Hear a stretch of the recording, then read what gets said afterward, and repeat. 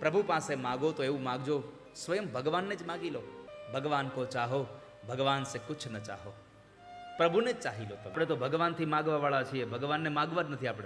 આપણે તો મંદિરમાં ગયા નથી ને કાંઈ આપણી કેસેટ ચાલુ થઈ નથી. આ તમે જોજો, પ્રાયઃ લોકોને સામું તમે જોજો, એ બે હાથ જોડીને આખું બંધ કરીને ઊભા છે. આપણે તે કેટલી પ્રાર્થના કરતી, પ્રાર્થના જ કરતો, એ લિસ્ટ યાદ કરે છે. આખું લિસ્ટ લઈને ગયો હોય, મારે આટલું જોઈએ, મારે આ જોઈએ, મારે તે જોઈએ. પ્રભુ પાસે જઈને બંદા માગ મહેરબાની. ભગવાન તમારી કૃપા થઈ જાય ને બસ, તમારો અનુગ્રહ મળી જાય, બીજું કશું જોતું નથી. ભગવાનને જ માગી લેવાય વાલા ભક્તજનો, બીજું કંઈ માગવું નહીં.